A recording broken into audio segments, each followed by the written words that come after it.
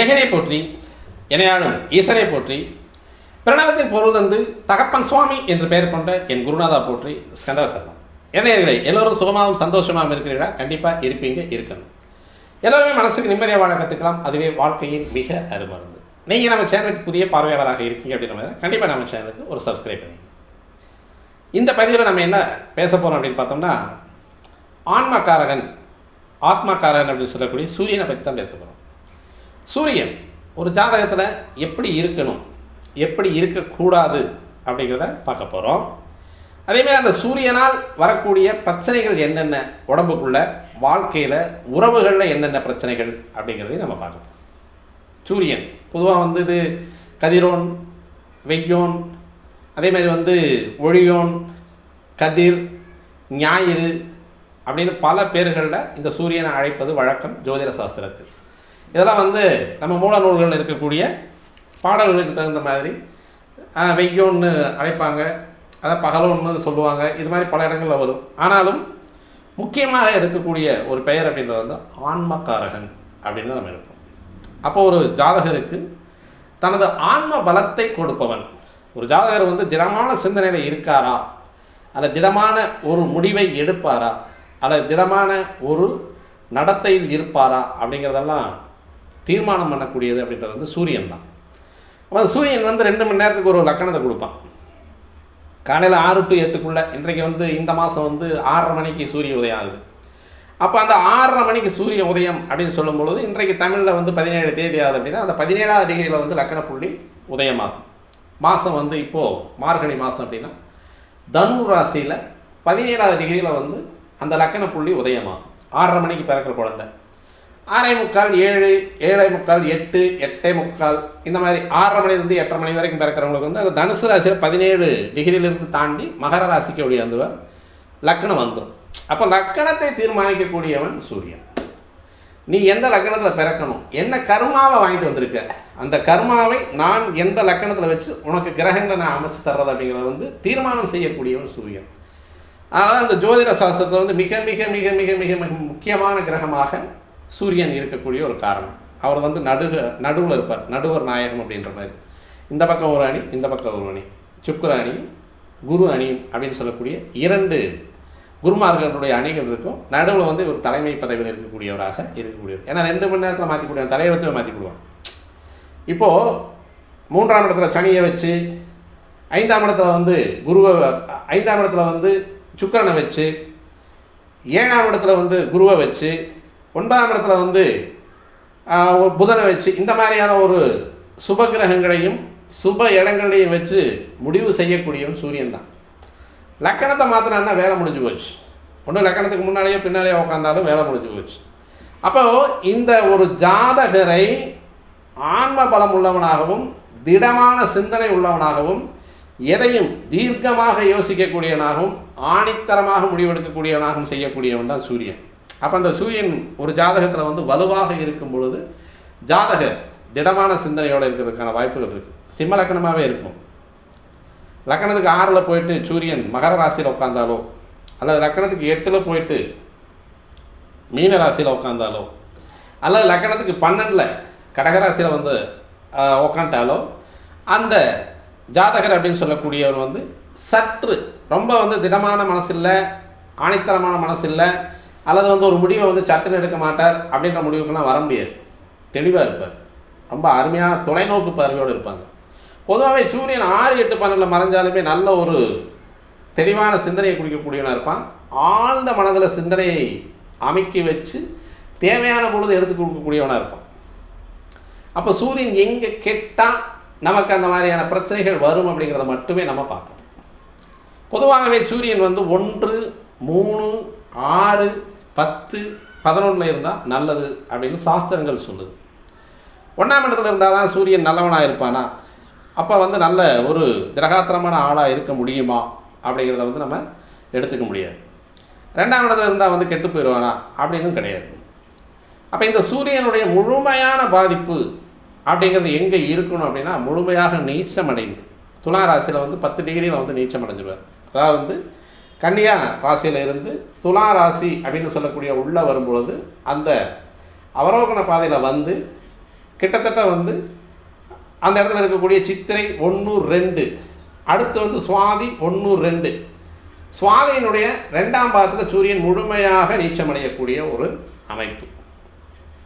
இதோடு ராகு அருகாமையில் இருக்கக்கூடிய அமைப்பு, அல்லது இந்த துலாம் ராசி அப்படின்னு சொல்லக்கூடிய ராசிக்கு 5ஆம் பாவம் அப்படின்னு சொல்லக்கூடிய கும்பராசியில் ராகு இருந்தாலோ, அல்லது மிதுன ராசியில் ராகு இருந்தாலோ, இதெல்லாம் வந்து அமைப்பு கரெக்டாக பார்த்துட்டோம்னா இங்கே தான் சூரியன் வந்து கெட்டு போயிடுவார்.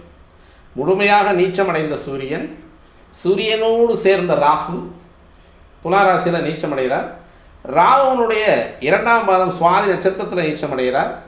இந்த 2ஆம் பாதத்தில் நீச்சமடையக்கூடிய சூரியனுக்கு கோண ராசிகளில் ராகு இருந்தால் அது சிரமத்தை உருவாக்கிவிடும். சார் இந்த மாதிரி வந்து சூரியன் இருந்தால் ராகுவோடு சேர்ந்திருக்கார், அது எந்த ராசியில் வேணாலும் இருக்கலாம். இப்போ நான் சொன்னது வந்து முழுமையான சூரியன் கெடுதல் அப்படின்னு சொல்லக்கூடியது. முழுமையாக சூரியன் கெட்டு போகக்கூடிய ஒரு அமைப்பு அப்படின்றது வந்து சுவாதி 2ஆம் பாதத்தில் துலா ராசியில் ராகுவோடு சேர்ந்த அமைப்பு. ராகு கூடவே உட்காந்துட்டான்னு வச்சுக்கோமே, அந்த சுவாதி நட்சத்திரத்திலேயே 3ஆம் பாதத்திலையோ 2ஆம் பாதத்திலையோ, அல்லது சித்திரை நட்சத்திரத்தில் 1ஆம் பாதம் 2ஆம் பாதத்திலையோ இருந்துட்டார் அப்படின்னா முழுமையாக சூரியன் கெட்டு போகக்கூடிய ஒரு அமைப்பு. இதை தவிர சூரியன் எங்கிருந்தாலும் அந்த ஜாதகருக்கு அவர் நன்மையை மட்டுமே செய்வார், தீமையை செய்ய மாட்டார். அப்போ அந்த 1 3 6 9 1 3 6 10 11 இருந்தால் நல்லதா சார்? கண்டிப்பாக நல்லது, நல்லா இருக்கும். அதேமாரி வந்து 4 5 7 9 12 இந்த இடங்கள் இருந்தாலும் நல்லா இருக்குமா? இருக்கும். 9ஆம் இடம் காரவ பாவனாஸ்தியாச்சு. அப்போ இது வந்து 9ஆம் இடத்துல இருக்கலாமா அப்படிங்கிற ஒரு கேள்வி வரும். இது வந்து ஒரு 3 லக்கணங்களுக்கு விதிவிலக்காக வரும். எப்பவுமே நம்ம வந்து விதிவிலக்குகளை வந்து நிறைய எடுக்க மாட்டோம். அங்கிருந்த உடனே அது வந்து மோசமான ஒரு அமைப்பை கொடுக்கும் அப்படின்னு சொல்லுவோம். 9ஆம் இடம் அப்படின்றது வந்து தந்தையை குறிக்கக்கூடிய கிரகம். முக்கியமாக வந்து உறவில் தந்தை, அந்த உறவில் தந்தை அப்படின்னு சொல்லக்கூடிய கிரகமாகப்பட்டது 9ஆம் பாவம் அப்படின்னு சொல்லக்கூடிய தந்தை பாவத்தில் அமரும் பொழுது தந்தையாருக்கு ஆபத்து நேரும். இது எப்போ? அது வேணும் இல்லையா? உடனே 9ஆம் இடம் சூரியன் இருக்குது, சூரிய தசை நடந்திருக்கு, அப்பா இல்லையா அப்படின்ற கேள்விக்கு நம்ம போயிடுவோம். அப்படி இல்லை. இதில் வந்து எந்த மாதிரியான தசைகள் நடக்கணும் அப்படின்னு பார்த்தோம்னா, ராகு தசை நடந்தால் ஓரளவுக்கு அந்த தந்தையாருக்கு பாதிப்பை கொடுக்கக்கூடிய 9ஆம் இடத்தில் இருக்கக்கூடிய சூரியனுக்கு மிக அருகாமையில் பாதிப்பை கொடுத்துரும். அதே மாதிரி வந்து இந்த ராகு தசை அல்லாமல் வேறு எந்த தசைகளில் வரும் அப்படின்னு பார்த்தோம் அப்படின்னா, 9ஆம் பாவத்திற்கு வரக்கூடிய மாரக தசைகள்லாம் தந்தைக்கு பிரச்சனைகள் வரும். மற்றபடி ஜாதகருக்கு நடக்கக்கூடிய மாரக தசையிலையோ பாதக தசையிலையோ வராது. நல்லா யோசிக்க, நல்லா தெளிவாக எடுத்தோம்னா தந்தையாருக்கு மரணம் எப்போ அப்படிங்கிறத வந்து தெளிவாக சொல்லிக்கொள்ளலாம். காரணம் வந்து இந்த சூரியன் அப்படின்னு சொல்லக்கூடிய கிரகம் தந்தைக்கு காரகத்துவம் எடுக்கக்கூடிய கிரகமாகப்பட்டதால் நமக்கு அந்த 9ஆம் இடத்தில் இருக்கக்கூடிய சூரியனுடைய அமைப்பு அப்படின்னு சொல்லக்கூடியது 3 லக்கணங்களுக்கு விதிவிலக்கு. மேசம், சிம்மம், தனுசு லக்கணங்களுக்கு விதிவிலக்காக வரும். எப்படி? மேச லக்கணத்துக்கு 9ஆம் இடத்துல சூரியன் உச்சம். சார் அந்த காரவபாவனாசி கொடுக்கக்கூடிய கிரகம் வந்து உச்சமாகலாமா? கண்டிப்பாக கெடாத சூரியனாக உச்சமாகிறார். அதனால் அது வந்து விதிவிலக்கில் வந்துடும். அதேமாரி சிம்ம லக்கணத்திற்கு 9ஆம் இடத்துல உச்சம். மேச லக்கணத்துக்கு 9ஆம் இடத்துல குரு வீட்டில் உட்காந்துருப்பார், தனுசு வீட்டில் இருந்தார் அப்படின்னா, மார்கழி மாதம் பிறக்கக்கூடிய குழந்தையாக இருந்தது அப்படின்னா 5க்கு 5ஆம் இடம் அப்படின்னு சொல்கிறதுனால 5ஆம் இடத்ததிபதி அப்படின்ற ஒரு அமைப்பிலையும் வருவார். அப்போ அந்த 5ஆம் இடத்ததிபதி போயிட்டு 9ஆம் இடத்துல நட்பு வீட்டில் இருக்கக்கூடிய இடத்துல வந்து இந்த மாதிரியான பிரச்சனைகள்லாம் பஞ்சாயத்தெல்லாம் பண்ண மாட்டார். 5ஆம் இடத்துல இருக்க ரொம்ப சூப்பர், அழகான ஒரு அமைப்பு. அழகாக பஞ்சபூத தத்துவங்களையும் ஆன்மீக வழியில் மிக மிக சிறந்த ஒரு நபராக மாற்றக்கூடியவர் வந்து சூரியன். அழகாக கொண்டு வருவார். அட்டகாசம் 5ல் சூரியன் இருக்கக்கூடிய ஒவ்வொருத்தரும் வந்து மிக அப்படியே சிவப்பழமாக இருப்பாங்க. அப்படியே விபூதியை போட்டு பட்டையும் அந்த வேத நூல்கள் படிக்கிறதுல, இதிகாசங்கள் படிக்கிறதுல, இதிகாச ஒழுக்கு முறைப்படி இருக்கக்கூடிய ஒரு அமைப்பு, வேத இதிகாசங்களை முறையே கற்றுக்கக்கூடிய ஒரு அமைப்பு, இறை நம்பிக்கை, இறை பக்தி, மற்றவங்களை வந்து துன்புறுத்தாமல் இருக்கக்கூடியது. ஏன்னா அது பஞ்சமஸ்தானம் அப்படிங்கிறது வந்து பூர்வ புண்ணியஸ்தானம். பூர்வ புண்ணியஸ்தானத்தில் இயற்கையின் பூர்வ புண்ணியாதிபதி போய் உட்கார்றது. காலபுருஷ தத்துவத்தின் 5ஆம் இடத்ததிபதி போயிட்டு ஒருத்தனுக்கு 5ஆம் பாவத்தில் உட்கார்ந்தார் அப்படின்னா அவனை மாதிரி ஒரு தங்கமான மனுஷனை நம்ம பார்க்க முடியும். அப்போ அந்த மாதிரி 5ஆம் பாவத்தில் உட்காரக்கூடிய சூரியன் நன்மையை தரக்கூடியவனாக இருப்பார். அப்போ 1ஆம் பாவத்தில் சூரியன் இருந்தால் ரொம்ப மோசமாக சார்? கண்டிப்பாக கிடையாது. சிம்ம லக்னம் லக்னாதிபதி, மேச லக்னம் 5 குடையவன், தனுசு லக்னம் 9 குடையவன்.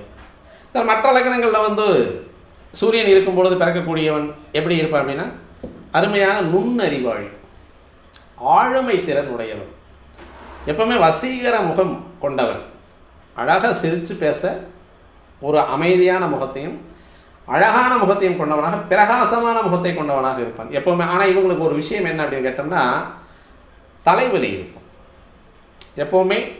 மைக்ரான் அப்படின்னு சொல்லக்கூடியது எப்போ ஒரு சைடு வலிச்சிட்டு இருக்கும், லெஃப்ட் சைடு அல்லது ரைட் சைடு, முன் சைடு, இந்த மைக்ரான் அப்படின்னு சொல்லக்கூடிய தலைவலி இருக்கும். பொதுவாக வந்து சூரியன் வந்து அதுவும் வந்து மேசத்திலிருந்து மீனம், மீனத்திலிருந்து கும்பம், கும்பத்திலிருந்து மாசி, இந்த மாசி மகரம், கும்பம், மீனம், மேஷம், இந்த ராசிகளில் சூரியன் இருந்து இந்த லக்கணங்களில் சூரியன் இருந்தால் மட்டுமே அந்த தலைவலி அப்படின்றது வரும், மற்றபடி வராது. மற்றபடி எந்த லக்கணமாக இருந்தாலும் லக்கணத்தில் சூரியன் இருக்கிறவங்களுக்கு வந்து அருமையான ஒரு சிந்தனை, திட சிந்தனை இருக்குது, தயாள குணம் இருக்குது, மற்றவங்களுக்கு கொடுத்து பார்க்கணுன்ற ஒரு மனசு அப்படின்றது வந்து சூரியனுக்கு மட்டும்தான் இருக்குது, மற்ற எந்த கிரகத்துக்குமே இருக்காது. வள்ளல் அப்படின்னு சொன்னால் வாரி கொடுக்கக்கூடியதில் வந்து முதன்மையான ஒரு கோளாக இருக்கக்கூடியவன் சூரியன் மட்டும்தான். அப்போ அப்பேற்பட்ட சூரியன் வந்து லக்கணத்தில் இருக்கும் பொழுது, பொதுவாக லக்கணத்தில் சூரியன் இருக்கக்கூடியவங்களை பார்த்தோம்னாலே அவன் கை ஓட்ட கையாக இருக்கும். கண்டிப்பாக வந்து பொருளாதாரத்தை அவன் வைத்துக் கொள்ள மாட்டான். மற்றவங்களுக்கு கொடுக்குறதெல்லாம் வந்து முனைப்பாக இருக்கும். ஏன் நம்மகிட்ட 10 ரூபா தான் இருக்குது, நமக்கு இன்றைக்கி செலவுக்கு 20 ரூபா வேணும் அப்படின்னா ஒரு நிர்பந்தம் இருக்கும் பொழுதுமே இன்னொருத்தர் வந்து ஒரு 5 ரூபாயோ 10 ரூபாயோ கடன் கேட்டால் கொடுத்துருவோம், விடுப்பா நம்ம மாற்றிட்டா போகுது அப்படின்னு சொல்லக்கூடிய இயல்பை கொண்டது வந்து லக்கணத்தில் சூரியன். 2ஆம் இடத்துல சூரியன் இருக்குது, உடனே பார்ப்போம் 2ல் சூரியன் பயங்கரமான பேச்சாக இருக்குமே, சூடாக பேசுவார், அனல் பறக்க பேசுவார், கக்குவார். இந்த 2ஆம் இடத்தில் சூரியன் இதெல்லாமே வந்து என்னென்னா பொதுவாக ராகு கேதுக்கள் சம்மந்தப்படாமல் இருந்து, இந்த 2ஆம் இடத்துக்கு 6ஆம் இடத்துல வந்து ராகுவோ, 2ஆம் இடத்துக்கு 10ஆம் இடத்துல வந்து 2ஆம் இடத்துல வந்து சூரியன் இருக்கும்போது 6ஆம் இடத்துல 10ஆம் இடத்துல ராகு சம்மந்தப்படாமல் இருந்தால் அருமையான பேச்சாளி, நயனமான பேச்சாளி, அழகாக படிப்பான். எப்பவுமே ஒரு பாவத்தில் ஒரு கிரகம் இருக்கும் பொழுது, ஒரு நல்ல கிரகமோ ஒரு பாவ கிரகமோ இருக்கும் பொழுது அந்த பாவ கிரகத்துக்கும் நல்ல கிரகத்துக்கு வந்து அடுத்த கிரகங்கள் எந்த தொடர்பை கொண்டது அப்படிங்கிறத மட்டும் பார்க்கணும். 2ஆம் இடமே வருது, மகர ராசியாக வருது, தனுசு லக்னமாக இருக்குது, மகர ராசியாக வருது. இந்த சூரியனுக்கு சனியினுடைய வீடு பகை வீடு இருந்தாலும் பிறக்கக்கூடிய குழந்தை அப்படின்றது தை மாதத்தில் பிறந்திருக்கும். அப்போ அந்த சூரியனுடைய அமைப்பு அப்படின்றது வந்து மகர ராசியிலேயே விழுந்தாலும் தனது வீட்டுக்கு 6ஆம் இடத்துல உட்காந்துருக்க. இப்போ தனுசு லக்னமாக இருக்குது, 9ஆம் இடத்த அதிபதியாக வருவான். அந்த 9ஆம் இடத்த அதிபதி 2ஆம் இடத்துல வந்து உட்கார்ந்தார் அப்படின்னா தந்தையை போல் பாசம் உள்ளவனாக இருப்பான். குடும்பத்தை வந்து அவ்வளோ அழகாக பார்த்துக்குவார். ஊரையும் அந்த மாதிரி வந்து தனது மக்களாகவும் தனது சொந்த பந்தங்களாகவும் கருதக்கூடிய அளவுக்கு அந்த பேச்சு இருக்கும். உள்ளத்திலையும் அப்படி தான் இருக்கும். எப்போவுமே சூரியனை பொறுத்த வரைக்கும் ஒழிவு மறைவு கிடையாது, அங்கே மறைஞ்சிருக்கிறதுக்கு எந்த விதமான விஷயம் கிடையாது. பார்த்தா பழச்சுன்னு சொல்கிற மாதிரி இருக்கும். அதனால தான் 5ஆம் இடத்தை அவர் எடுத்திருக்கார். 5ஆம் இடத்தை கொடுத்துருக்கேன். நம்ம காலபுருஷ தத்துவத்தின் 5ஆம் இடத்தை கொடுக்கக்கூடிய காரணமே பஞ்சபூதங்களையும் ஒன்றடக்கியவன், அவனுக்குள்ளே வந்து எந்த ஒரு விதமான ஒளிவும் மறைவும் கிடையாது அப்படின்றதுனால 5ஆம் இடத்தை கொடுத்து 5ஆம் இடத்தை சூரியன் வந்து எந்த இடத்துல உட்கார்ந்தாலும் நன்மையத்தை. பொதுவாக வந்து தனுசு, மீனம், கன்னி, மிதுனம் இந்த இடங்களில் உட்காந்தா சூரியன் வந்து நட்பு வீடுகளில் உட்காந்துருக்கார். புதனுடைய வீடு கூடவே வருவார். ஆதித்ய யோகத்துக்கு குரு சிவராஜ் யோகத்துக்கு வருவார். மற்ற கிரகங்களோடு சேரும்போது செவ்வாய் வந்து நட்பு கிரகம் சமக்கிரகமாக இருப்பார்.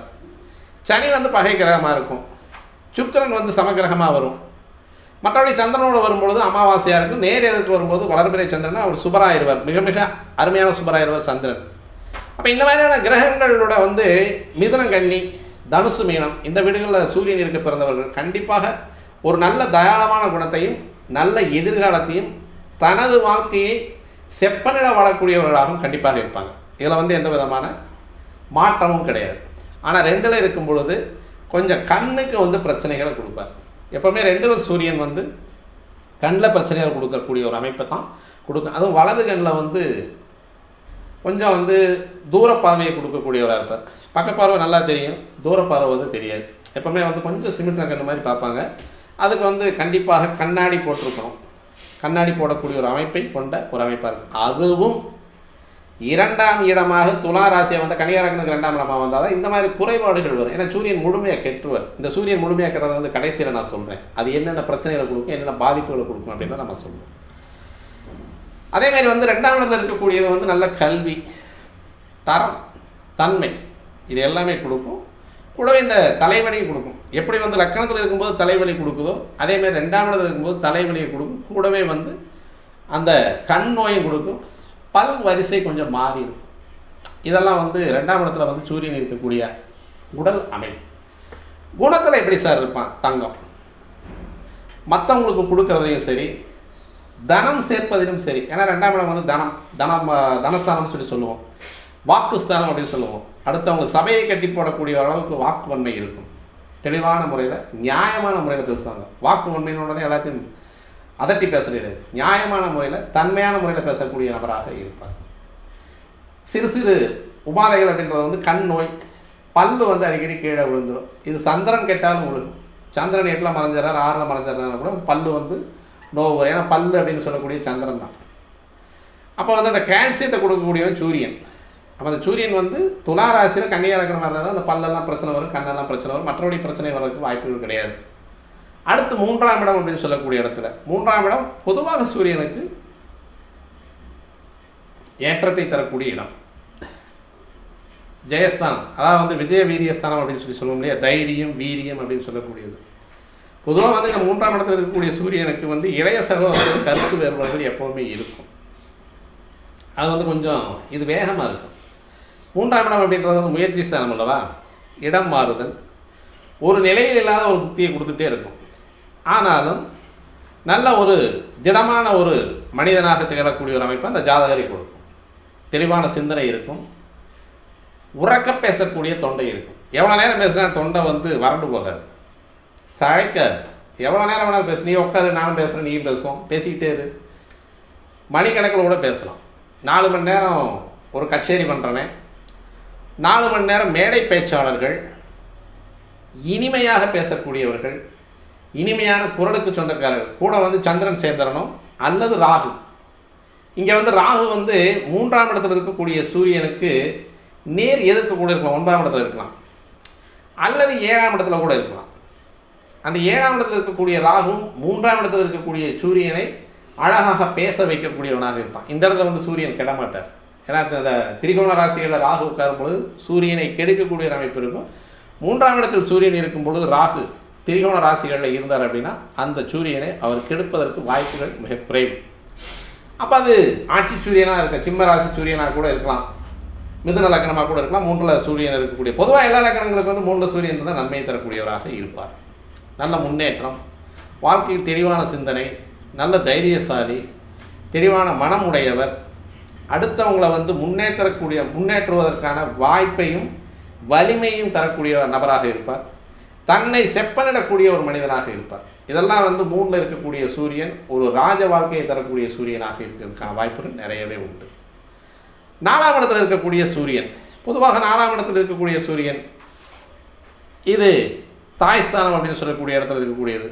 இங்கே வரும்பொழுது வீடு, வண்டி, வாகனம், இது எல்லாமே கொடுக்கக்கூடிய இடம் வந்து 4ஆம் இடம். தாயை குறிக்கக்கூடிய இடமும் 4ஆம் இடம். அப்போ அந்த இடத்துல வந்து சூரியன் இருக்கார் அப்படின்னு பார்த்தோம் அப்படின்னா, இங்கே வச்சிருக்கிறது கூடமே வந்து இந்த வெள்ளை கலரில் வாகனங்களை வைத்திருக்கக்கூடிய நபர்கள் கூடமே 4ஆம் இடத்தில் சூரியன் இருக்கக்கூடியவர்கள் தான். இது அழகாக தெளிவான மனநிலையை கொண்டவர்களாக இருப்பார்கள். ஏன்னா இந்த இடத்துல 4ஆம் இடத்தில் இருக்கக்கூடிய சூரியன் பொதுவாக அந்த சூரியனுடைய அமைப்பை பொறுத்த வரைக்கும் லக்கணத்திற்கு பாதகாதிபதியாகவும் அல்லது மாரகாதிபதிகளுடைய திசை வரும்பொழுது அந்த 4ல் இருக்கக்கூடிய சூரியனால் அவங்களுக்கு வந்து கொஞ்சம் சிரமங்களை கொடுப்பார். இது வந்து உண்மை, தெளிவாகவே எடுத்துக்கலாம்.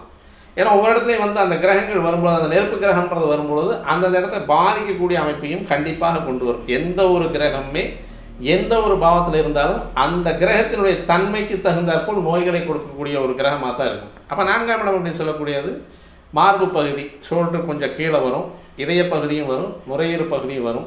இந்த மார்பு பகுதி, அதாவது வந்து கண்டத்துக்கு கீழே இந்த அடி வயிற்றுக்கு மேலே, மேல் வயிற்றுக்கு மேலே இருக்கக்கூடிய ஒரு அமைப்பில் 4ஆம் இடத்துல வரக்கூடிய சூரியன் பொதுவாக அசிடிட்டி வரும், 4ல் சந்திரன் இருந்தாலும் அசிடிட்டியை கொடுப்பார், 4ல் சூரியன் இருந்தாலும் அந்த அசிடிட்டியை கண்டிப்பாக கொடுப்பார்.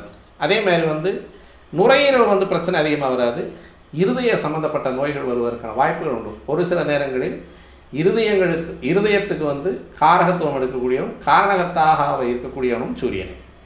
அப்போ அந்த 4ஆம் இடத்தில் இருக்கக்கூடியது அப்படின்றது வந்து சொத்து பத்துக்களை நிறைய சேர்த்தும் நல்ல படிப்பாளியாக உருவாக்கும். உயர்கல்விக்கு அருமையான உயர்தரமான கல்விகளை கற்கக்கூடிய ஒரு நபராக அந்த 4ஆம் இடத்தில் இருக்கக்கூடிய சூரியன் கண்டிப்பாக செய்வார். இப்போ 5ஆம் இடத்தில் இருக்கக்கூடிய சூரியன் நம்ம ஏற்கனவே சொல்லிட்டோம். 5ஆம் இடத்தில் இருக்கக்கூடிய சூரியன் அப்படின்னு சொல்லக்கூடிய ஒரு ஜாதகரை மிக உன்னத மனிதனாக்கும் அப்படின்றத நம்ம தெளிவாகவே சொல்லிட்டோம். 6ஆம் இடம் அப்படின்னு சொல்லக்கூடிய இடத்துல சூரியன் வரும்போது இதுதான் ஜெயஸ்தானம் அப்படின்னு சொல்லி சொல்கிறோம் இல்லையா. 3ஆம் இடமாக உபஜயஸ்தானமாக வரும்போது 6ஆம் இடம் அப்படின்னு சொல்லக்கூடியது வெற்றி ஸ்தானமாக வரக்கூடிய ஒரு அமைப்பு. 6ஆம் இடத்தில் சூரியன் இருக்க பிறந்தவர்கள் அருமையான எதிரியை தடம் தெரியாமல் அழிக்கக்கூடியவர்களாக இருப்பாங்க. பேச மாட்டாங்க, நேராக நின்று சண்டை போட மாட்டாங்க, எந்த விதத்துலேயும் வந்து அவங்க வந்து தொந்தரவே பண்ண மாட்டாங்க. ஆனால் அவங்க எங்கே அடிக்கணும், எப்போ அடிக்கணும், எந்த மாதிரி நிலைமையை வச்சு அடித்தா சரியாக போயிடும் அப்படிங்கிறத வந்து தெளிவாக தெரிஞ்சவங்களாக இருப்பாங்க. அப்போ அந்த 6ஆம் இடம் அப்படின்ற ஜெயஸ்தானத்தில் சூரியன் இருக்கும் பொழுது கரியரில் அருமையான ஒரு முன்னேற்றத்தை தரக்கூடியவனாக இருப்பான். தொகுதி தேர்வு, பகுதி தேர்வு, குறுக்கு தேர்வு, நான் சொல்லக்கூடிய குறுக்கு தேர்வுங்கிறது வந்து காப்பி அடிக்கிற குறுக்கு தேர்வு இல்லை, ஒரு இன்டர்வியூவுக்கு நம்ம படிக்கிறோம் அல்லது நேரடியான அரசாங்க வேலைகளுக்கு படிக்கக்கூடிய ஒரு அமைப்பு.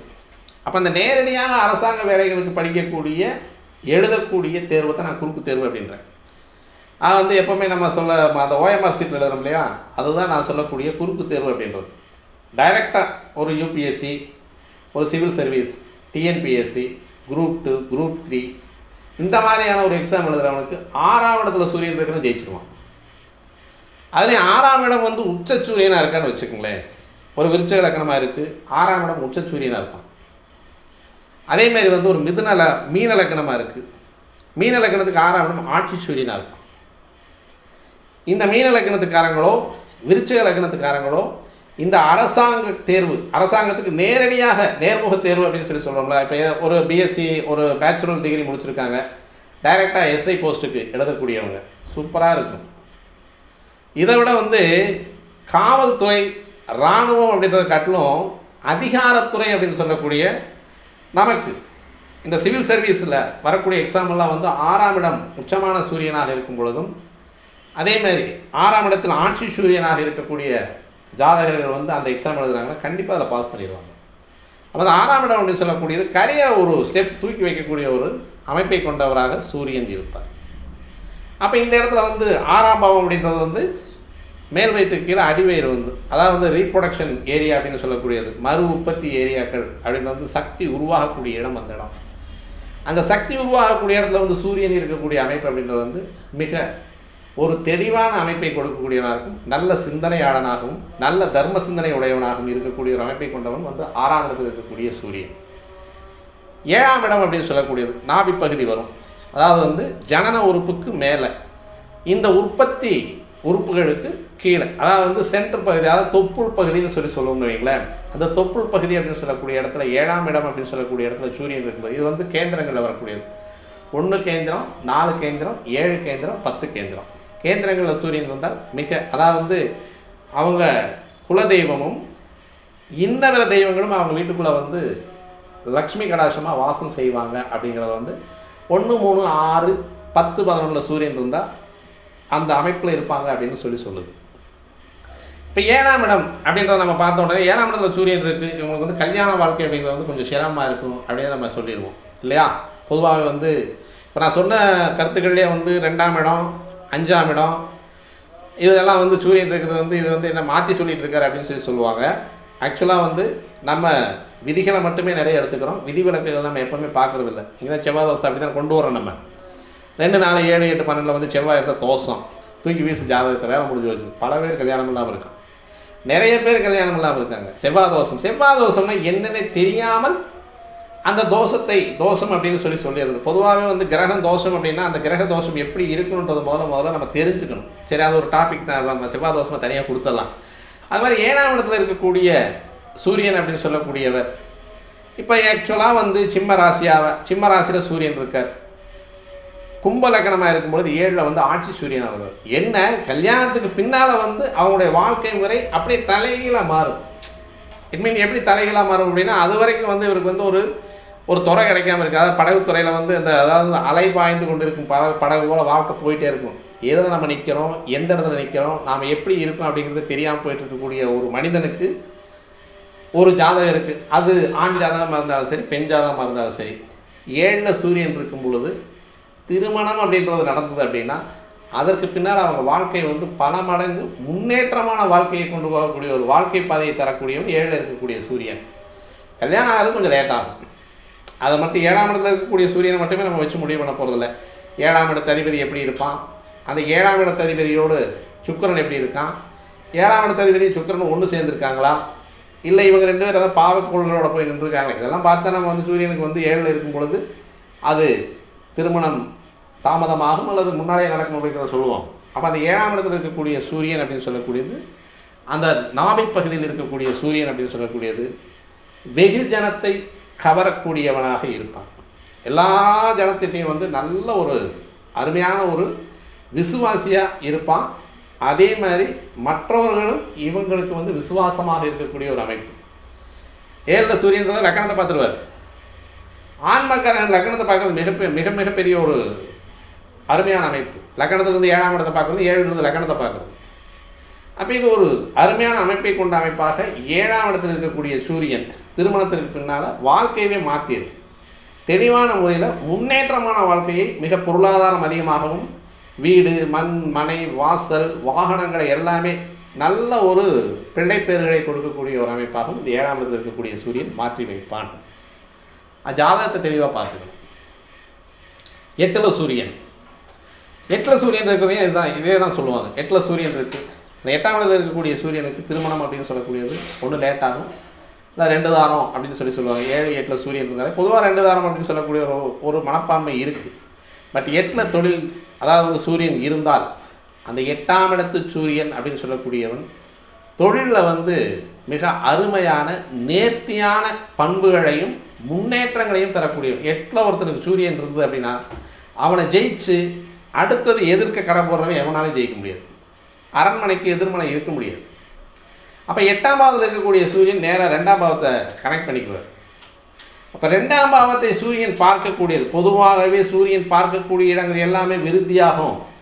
அப்போ 2ஆம் இடம் அப்படின்னு சொல்லக்கூடியது பொருளாதாரத்தை விருத்தி செய்யக்கூடியது, குடும்பத்தை விருத்தி செய்யக்கூடியது, அதேமாதிரி வாக்குவன்மையை விருத்தி செய்யக்கூடிய ஒரு அமைப்பு. 2ல் சூரியன் இருந்தால் 8ஆம் இடத்தை பார்க்குறது, 8ல் சூரியன் இருந்தால் 2ஆம் இடத்தை பார்க்குறது அப்படின்றது பார்க்கும் இடத்தை விருத்தி செய்யக்கூடியவன் அப்படின்றதுனால 8ல் சூரியன் இருக்கும்போது இவனுக்கு மிஞ்சி எவனும் தொழில் பண்ண முடியும்.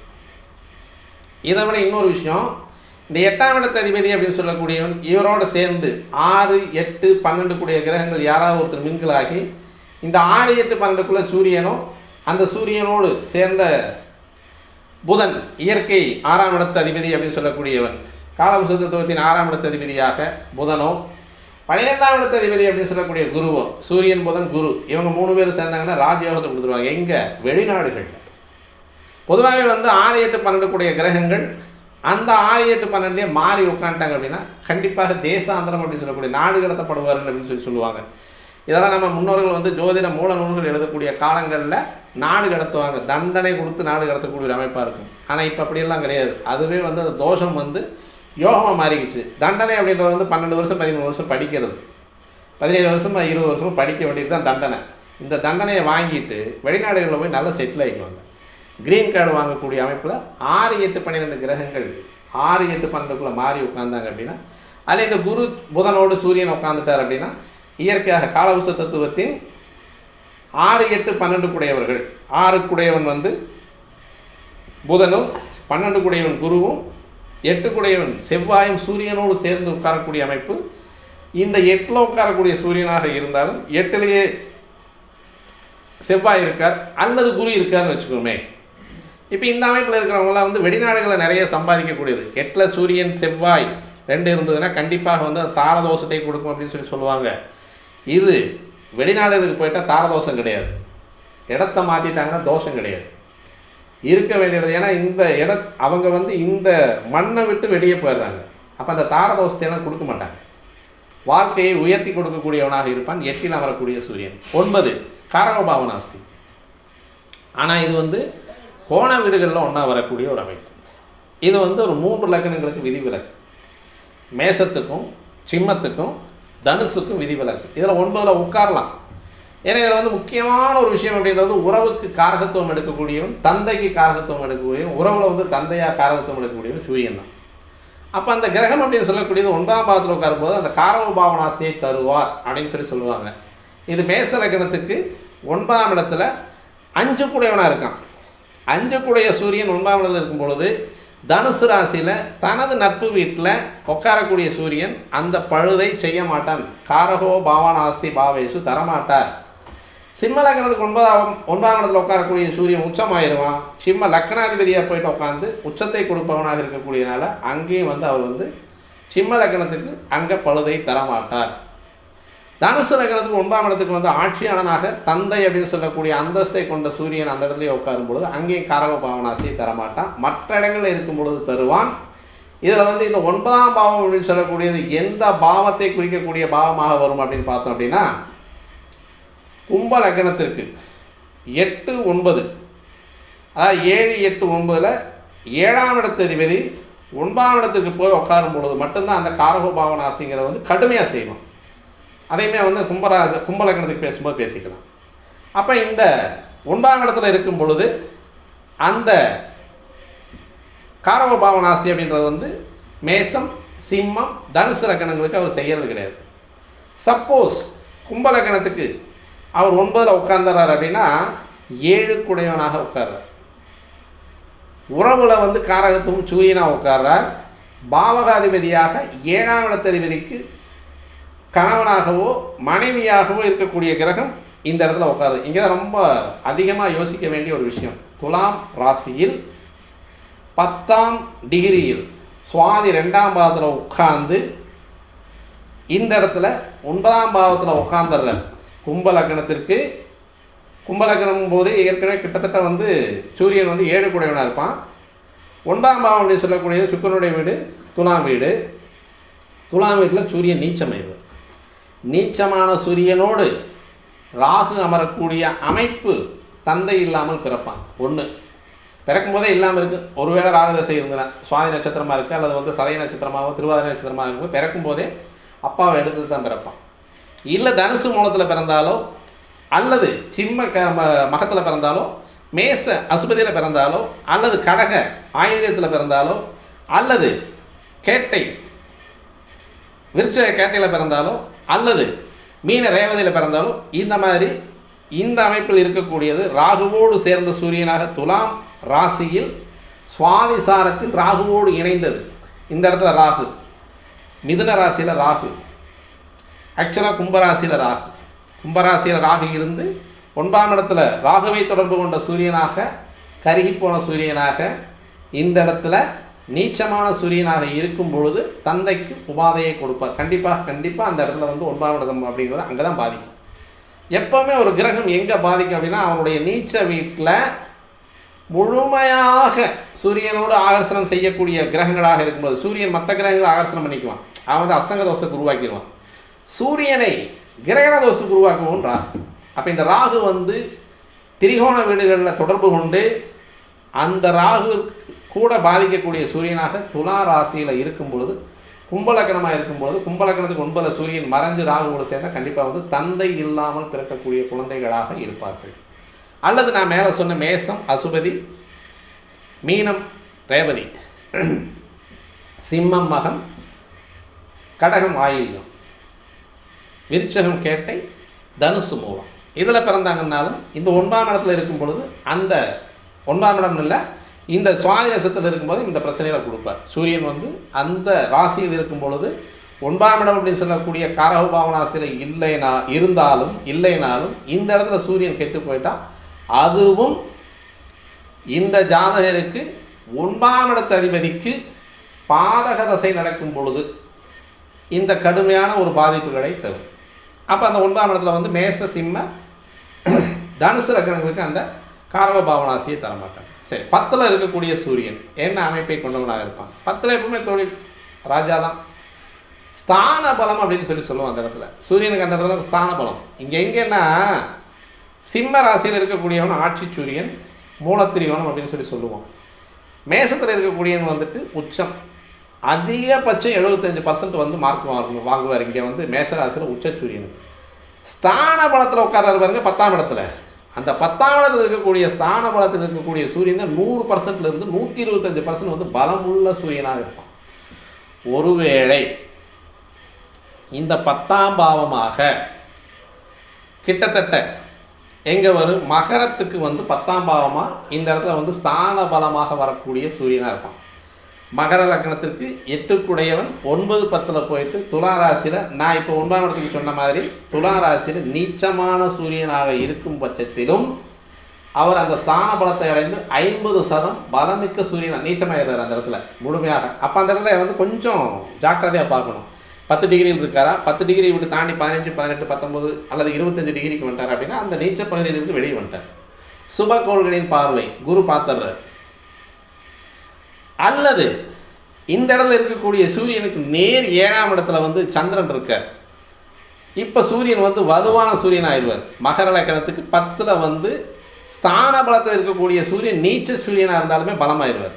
அப்போ நம்ம எந்த அளவுக்கு வந்து ரொம்ப கணக்கு போட்டு எடுத்தால் தான் ஒரு கிரகம் வந்து பழுதடைந்திருக்கிறதா அப்படின்னு பார்த்ததுக்கு தான் செவ்வாய் தோஷம், சுக்கிர தோஷம், சனி தோஷம், சூரிய தோஷமெல்லாம் சொல்லணும். அதை விட்டுட்டு நம்ம வந்து கண்டபடி டக்கு டக்குன்னு 2 4 7 8 12 செவ்வாய் தோஷம், 7ல் சுக்கிரன் தோஷம், லக்கணத்தில் வந்து சுக்கிரன் அது வந்து சிரமத்தை கொடுக்கக்கூடியது. சுக்கிரன் சந்திரன் 2 பேரும் சேர்ந்தால் மாமியாருக்கு மருமகளுக்கு ஆகாது, அம்மாவுக்கு மகளுக்கு மகள், எல்லாமே டக்கு டக்குன்னு சொல்லிடக்கூடாது. கிரகங்களுடைய நிலைப்பாடுகள் எந்தெந்த இடத்துல இருக்குது அப்படிங்கிறத பார்த்து தான் நம்ம வந்து தெளிவான ஒரு முடிவுக்கே வரும். அப்போ 10ல் இருக்கக்கூடிய சூரியன் தொழிலில் கெட்டிக்காரனாக இருப்பான். எந்த இடத்துலையுமே, அதாவது வந்து கற்றவருக்கு சென்ற இடமெல்லாம் சிறப்பு அப்படின்ற மாதிரி தொழில் தெரிஞ்சவங்களுக்கு எந்த தொழிலும் தெரிஞ்சு எந்த இடத்துலையும் வந்து அந்த இடத்தினுடைய அமைப்பை தனக்கு சாதகமாக்கி கொள்ளக்கூடியவன் 10ல் இருக்கக்கூடிய சூரியன் எப்போவுமே நல்லா இருக்கும். இப்போ 11ல் சூரியன் இருக்கார். 11ல் சூரியன் இருக்கிறது வந்து லாபஸ்தானத்தில் சூரியன் அபரிமிதமான ஒரு அமைப்பை கொண்டவனாக இருப்பான். இப்போ வந்து நம்ம வந்து இந்த 7ஆம் இடத்துல இருக்கக்கூடிய சூரியனுக்கு அந்த வெப்பம் எப்போவுமே ஒவ்வொரு இடத்துலையும் கிரகங்கள் வந்து வெப்ப கிரகம் இருக்கும்போது அந்த இடத்துல உஷ்ணத்தை கொடுத்துக்கிட்டே வருவான். 7ஆம் இடத்துல சூரியன் இருக்கக்கூடியவர் அந்த 7ஆம் இடம் என்று சொல்லக்கூடிய நாபி பகுதியில் அடிவயிறு சுருடுற மாதிரி அப்பப்போ கப்புன்னு வலிக்கும்.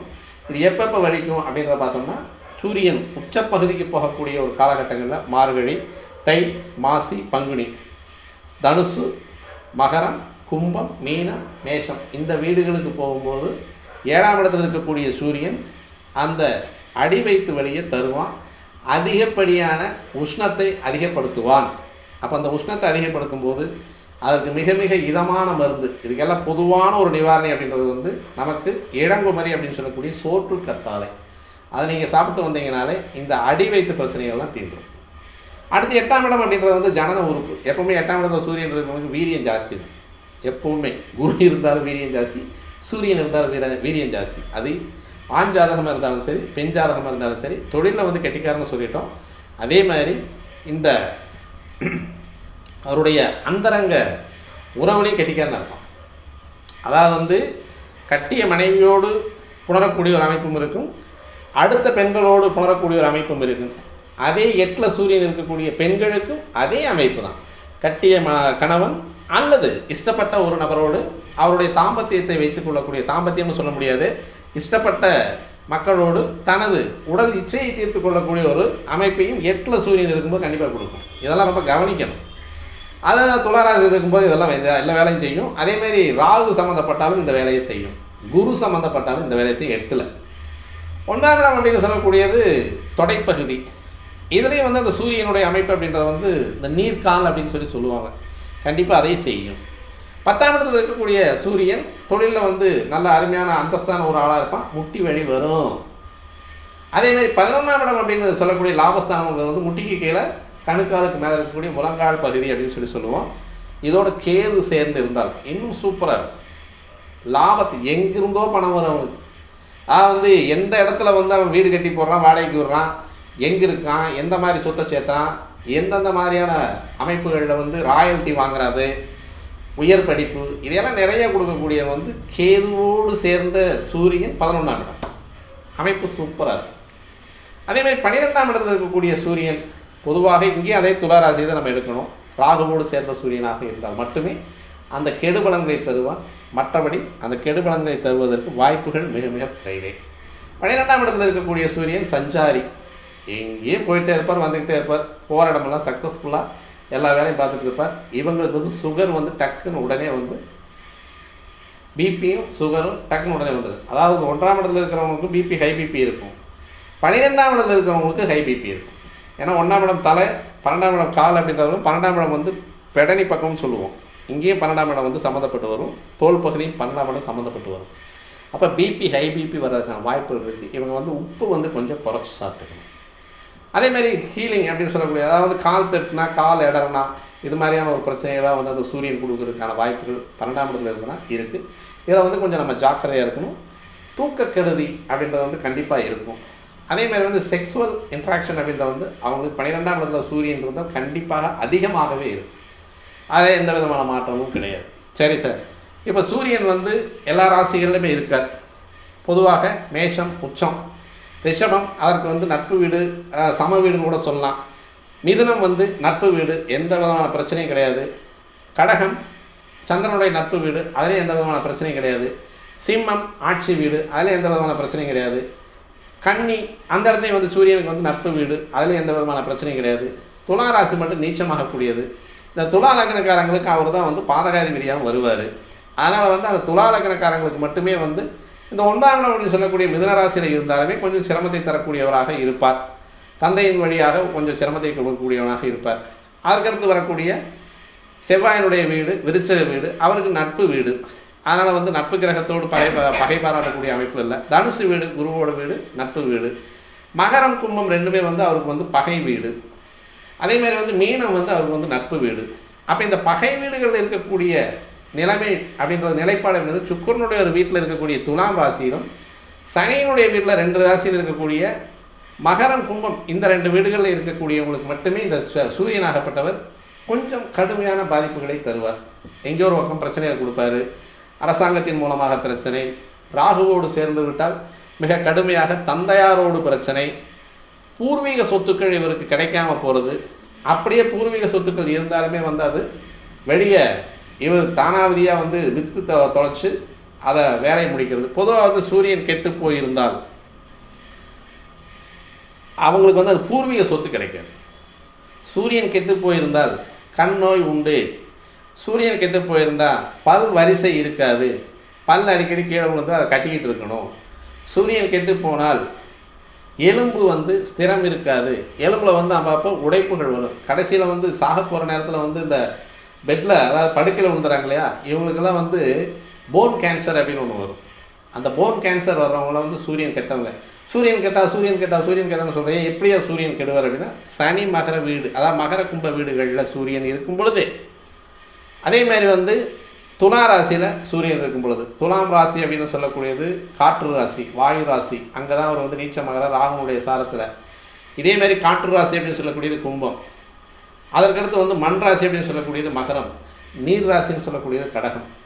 இந்த வீடுகளில் வந்து சூரியன் இருக்கும்பொழுது, கடகத்தில் சூரியன் இருக்கும்போது தனது வீட்டுக்கு 12 இருக்கக்கூடிய சூரியன் அப்படின்றதுனால அந்த இடத்துல வந்து கொஞ்சம் பாதிப்பை தருவார்.